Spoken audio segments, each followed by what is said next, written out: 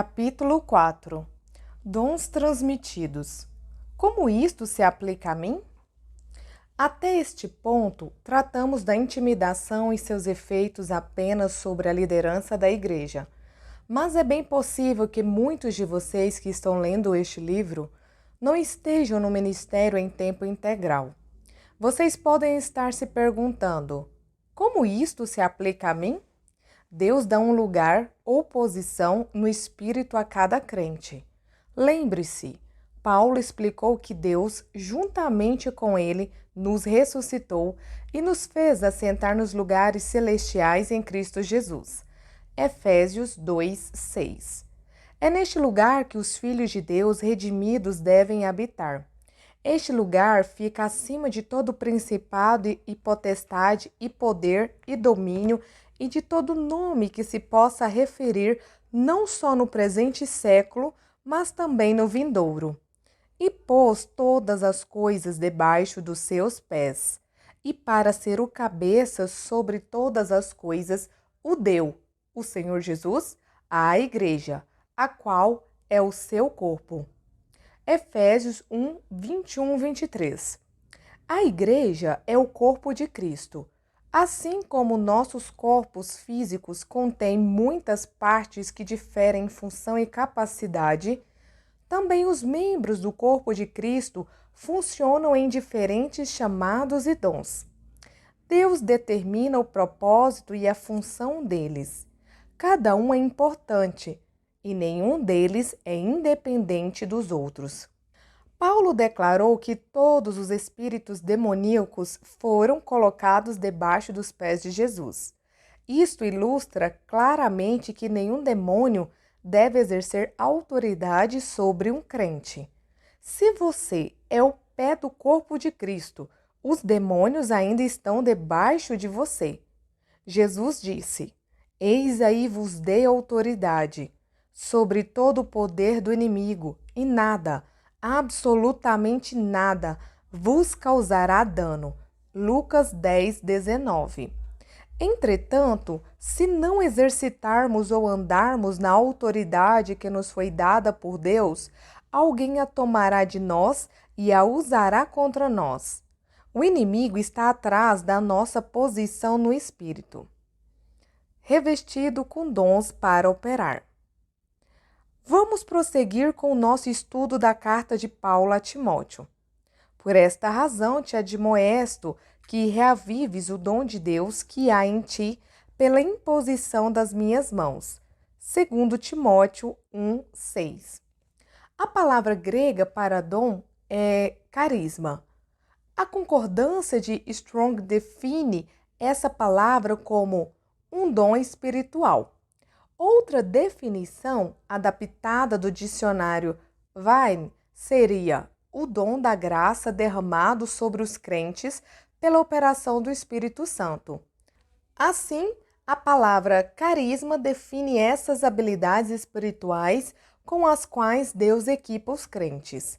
Nada na esfera do Espírito é realizado sem esse carisma ou habilidade sobrenatural de Deus. Não devemos pregar, cantar, profetizar, dirigir ou mesmo servir sem ele. Nenhuma vida é produzida sem esta graça. A religião sem vida nasce da tentativa do homem de servir a Deus do seu próprio jeito, na sua própria capacidade. Quando ministramos aos outros sem o dom de Deus, nós nos esforçamos em vão. Observe que este dom já estava habitando dentro de Timóteo. Quando o Senhor planta o seu dom, ele não fica entrando e saindo, mas permanece dentro de você. Porque os dons, carisma e a vocação de Deus são irrevogáveis. Romanos 11:29. Este dom ou poder é o equipamento necessário para cumprirmos o chamado que Deus coloca em cada um de nós. Operar nesses dons deve ser algo natural e confortável para nós, assim como os papéis e funções das nossas áreas individuais não variam nem entram e saem. O mesmo acontece com os dons que Deus derrama. Paulo escreveu aos crentes de Roma: porque muito desejo ver-vos, a fim de repartir convosco algum dom, carisma, espiritual, para que sejais confirmados. Romanos 1:11. A igreja não será confirmada sem esses dons. O equipamento espiritual que capacita os filhos de Deus a realizar a sua vontade. Leia com atenção o versículo abaixo. Servi uns aos outros, cada um conforme o dom que recebeu, como bons despenseiros da multiforme graça de Deus. 1 Pedro 4:10. Examinaremos 3 pontos neste versículo. 1. Todos recebem um dom. 2. O dom não é nosso, somos meramente mordomos dele. 3. O dom é uma porção da multiforme graça de Deus. 1. Todos recebem um dom. Observe que o versículo diz: servi uns aos outros, cada um conforme o dom que recebeu. Pedro não disse, conforme o dom que uns poucos escolhidos receberam. Se você nasceu de novo e foi cheio com o Espírito, recebeu o dom de Deus para operar no seu corpo. Não existem partes aleijadas ou inúteis neste corpo. Paulo diz em Efésios 4:7. E a graça foi concedida a cada um de nós segundo a proporção do dom de Cristo. E novamente, em 1 Coríntios 7:7. Quero que todos os homens sejam tais como também eu sou. No entanto, cada um tem de Deus o seu próprio dom. Na verdade, de um modo, outro, de outro. Se formos ignorantes a esse respeito, permaneceremos incapazes ou inaptos para o serviço. Assim, o nosso chamado não se realiza, não se cumpre. Assim como os bebês aprendem a usar as partes do seu corpo, precisamos desenvolver e exercitar esses dons para o serviço no corpo de Cristo. Nenhuma parte do corpo funciona fora desta capacitação sobrenatural. 2. O dom não é nosso, somos meramente mordomos dele. Se partirmos do princípio de que não o possuímos, então este dom não deve ser negligenciado ou utilizado para proveito próprio. Ele não nos pertence para agirmos como bem entendermos em relação a ele. Ele é dado para que possamos servir aos outros. Somos responsáveis por cuidar dele. Lembre-se da parábola dos talentos. O Senhor a um deu 5 talentos, a outro 2 e a outro 1, a cada um segundo a sua própria capacidade. Mateus 25:15. Então, ele saiu em uma jornada. Os 2 primeiros homens usaram seus talentos sabiamente, gerando aumento, enquanto o terceiro homem enterrou o dele. Quando o Senhor voltou, os 2 primeiros prestaram contas do que havia sido feito com os talentos que lhes haviam sido confiados. O Senhor elogiou cada um deles. Muito bem, servo bom e fiel. Então, o terceiro homem veio para prestar contas. Com medo, ele havia escondido seu talento. Ele via seu senhor como um homem injusto, como alguém que esperava demais. Então, esse servo achou que sua negligência, seu egoísmo e sua falta de cuidado eram justificáveis. Resumindo, ele disse ao seu senhor: veja, eis aqui o que lhe pertence. Quando o senhor viu como aquele servo havia desprezado o que ele havia entregado aos cuidados dele, chamou-o de servo mau e preguiçoso. O seu único talento foi tirado e dado ao homem que havia duplicado o seu. Então o servo inútil foi lançado fora. Mateus 25, do 16 ao 30. Nós prestaremos contas dos dons que nos foram confiados, assim como todos os mordomos prestam contas de sua mordomia. Outra palavra para dom é habilidade, definida como capacidade, faculdade, gênio ou poder. Em outras palavras, talento.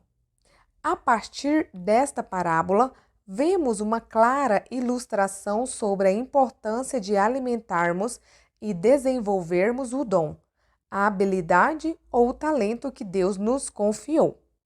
Foi confiado a Paulo um ministério de ensino e apostolado. Ele disse: Fui constituído ministro conforme o dom da graça de Deus a mim, concedida segundo a força operante do seu poder. Efésios 3:7. Observe a importância que ele dava à necessidade de ser fiel ao dom.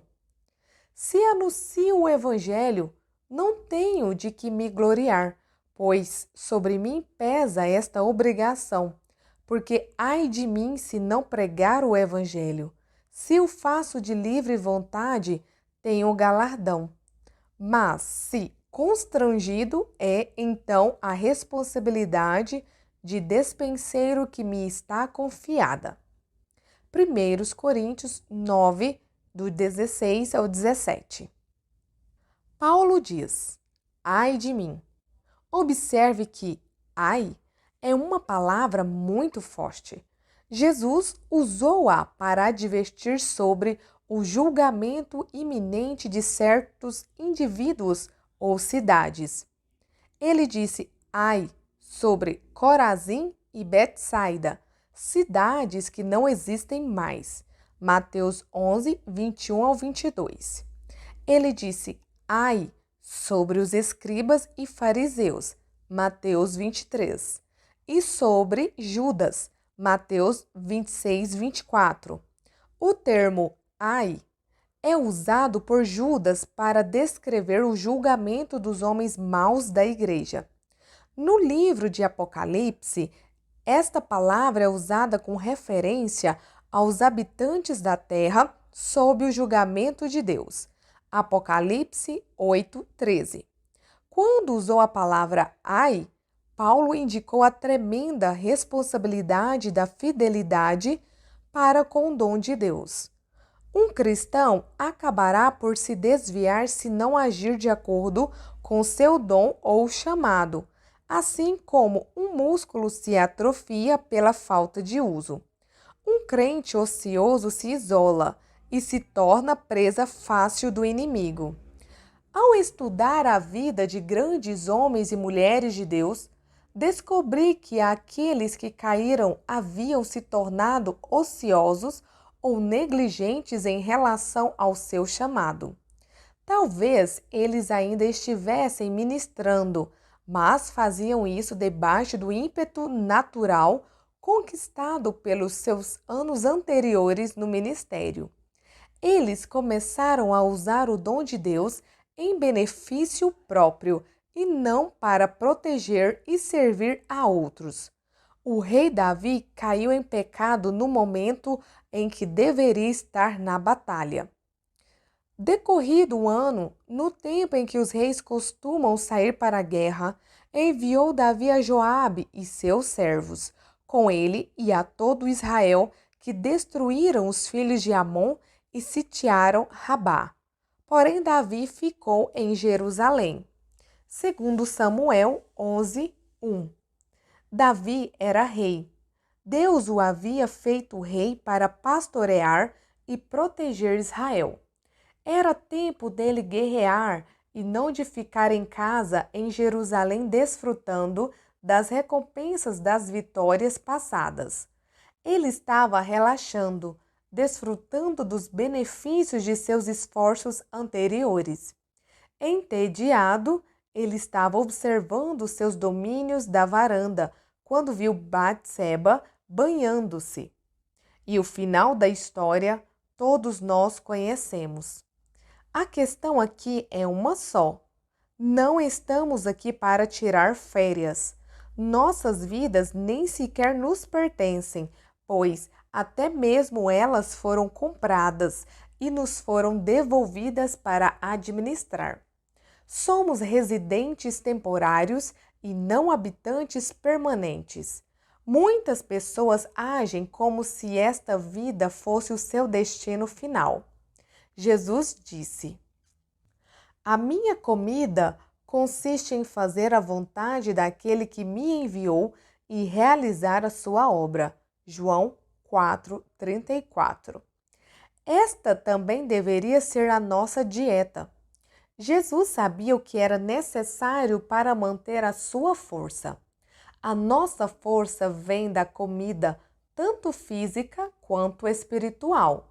Se deixamos de fazer a sua vontade, usando as suas provisões em benefício próprio, ficamos esgotados e perdemos as forças, assim como aconteceria se parássemos de comer.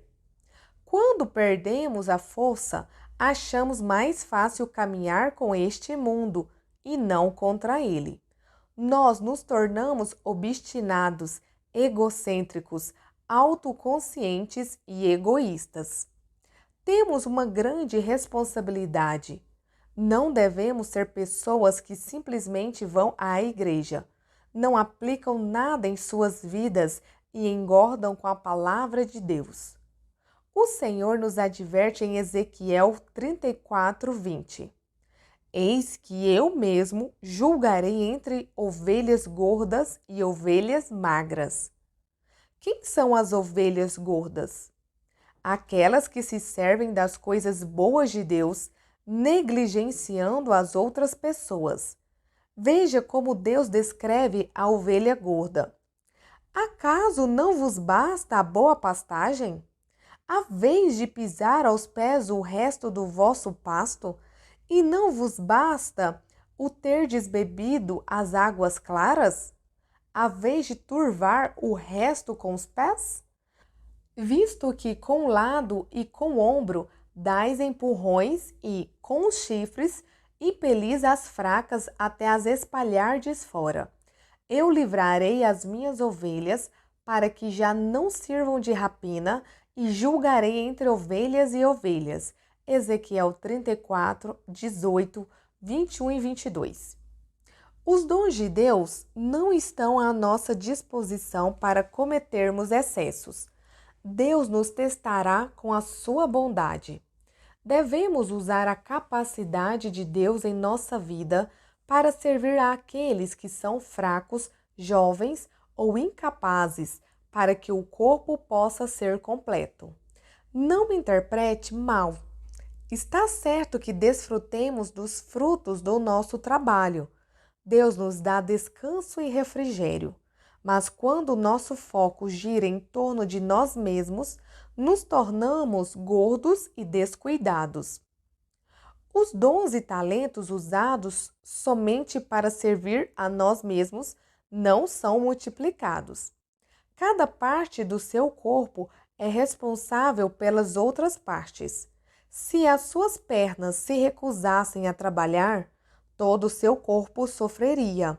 Se os seus pulmões ou o seu coração decidissem parar, os seus outros membros pereceriam. Se Satanás conseguir fazer com que coloquemos o foco em nós mesmos em vez de servirmos aos outros, então todo o corpo sofrerá. 3. O dom é uma porção da multiforme graça de Deus. A palavra-chave aqui é multiforme, ou de muitas formas. Pedro divide os dons em duas categorias principais. A primeira é o oráculo, ou o dom de falar. A segunda, o ministério, ou o dom de servir. Se alguém fala, fale de acordo com os oráculos de Deus. Se alguém serve, faça-o na força que Deus supre. 1 Pedro 4:11. Paulo divide ainda mais estas duas categorias. Veja esta passagem do livro de Romanos. Porque assim como num só corpo temos muitos membros, mas nem todos os membros têm a mesma função. Assim também nós, conquanto muitos, somos um só corpo em Cristo e membros uns dos outros, tendo, porém, diferentes dons, segundo a graça que nos foi dada. Se profecia, seja segundo a proporção da fé. Se ministério, dediquemo-nos ao ministério. Ou o que ensina, esmere-se no fazê-lo. Ou o que exorta, faça-o com dedicação. O que contribui, com liberalidade. O que preside, com diligência. Quem exerce misericórdia, com alegria. Romanos 12, do 4 ao 8. Sob a categoria dos oráculos, temos a profecia, o ensino, a exortação e a liderança. Sob a categoria do serviço estão o ministério, servir, a contribuição e a misericórdia. Deixe-me interromper este ponto. Você não deve estar em uma posição de oráculo ou de liderança até que tenha provado ser fiel em servir alguém que está nessa posição.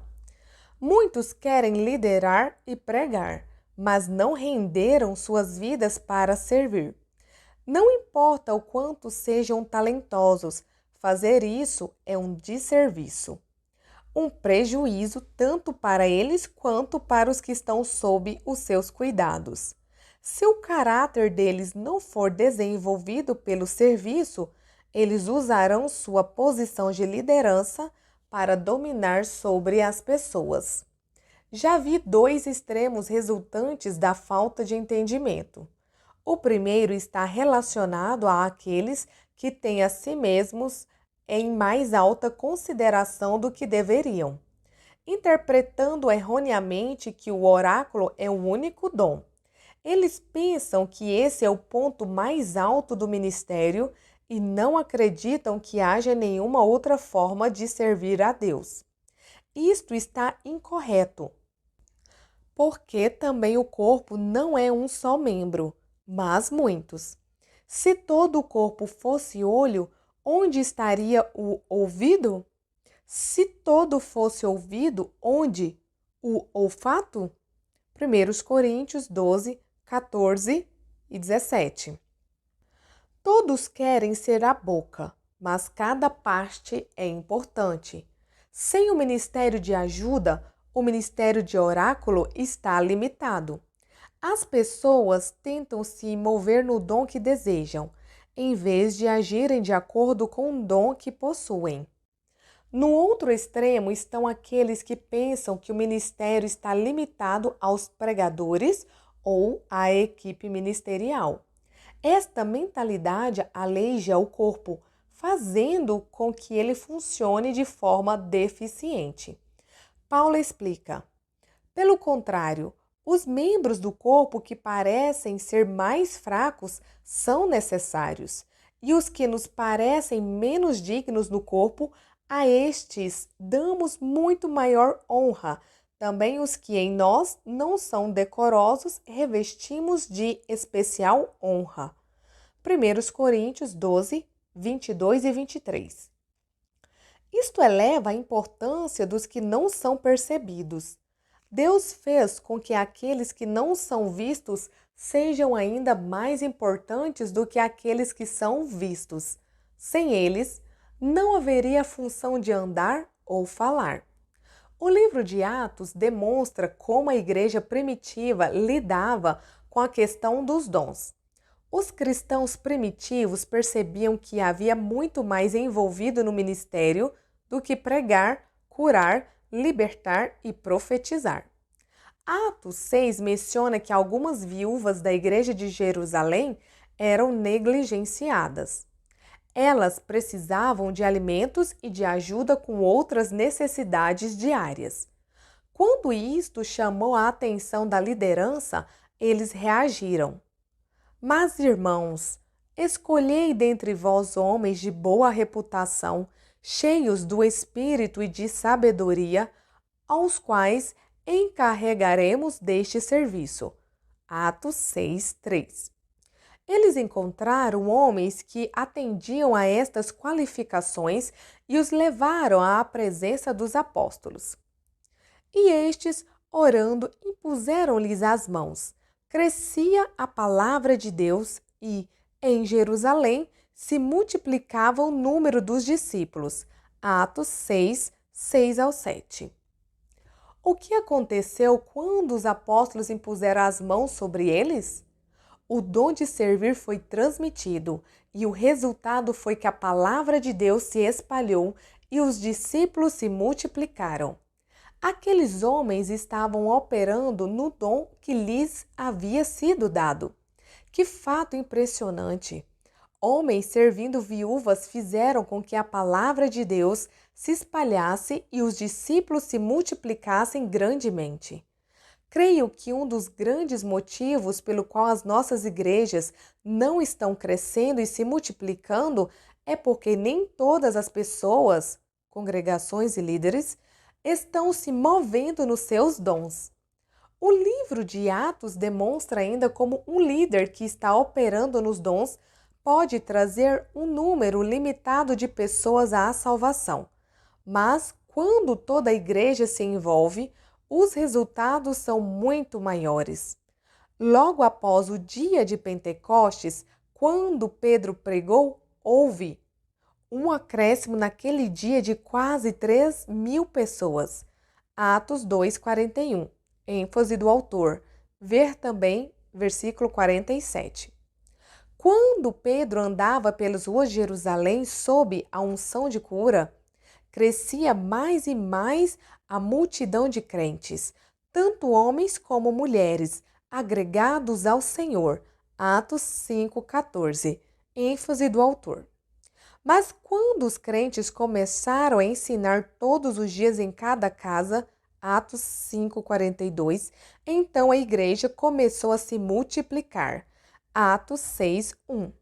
O próximo passo foi os crentes começarem a servir o que foi iniciado com o ministério às viúvas. Depois desse ponto, a igreja se multiplicava grandemente. Atos 6:7. Atualmente, os pastores praticamente imploram por voluntários. Que triste! Não se vê os líderes no livro de Atos pedindo voluntários. Eles levavam essas posições de serviço tão a sério que procuravam homens qualificados para servirem às mesas, qualificados quanto ao caráter e não quanto ao talento. Então eles eram indicados. Quanta importância eles davam a algo que hoje consideramos trivial. A responsabilidade de ser fiel. O que aconteceria se todos os crentes operassem no seu lugar? Que coisas tremendas veríamos! O avivamento não é para os pregadores, mas para todo o corpo, quando cada pessoa assumir a sua posição. Lembre-se, o dom é a habilidade que Deus nos dá. Não somos responsáveis por aquilo que não nos foi confiado. A perna não é responsável pela vista. Ainda assim, a vontade de Deus só pode ser realizada pela capacitação do Espírito. Não que, por nós mesmos, sejamos capazes de pensar alguma coisa, como se partisse de nós. Pelo contrário, a nossa suficiência vem de Deus. Segundo os Coríntios 3:5. É a operação conjunta desses dons que o inimigo quer paralisar. Quando ele tem êxito nisso, pode impedir o nosso crescimento. Ele sabe que não pode impedir Deus de nos dar esses dons. Assim, ele visa atacar a nossa liberdade de exercê-los. A intimidação é a principal forma pela qual ele faz isto.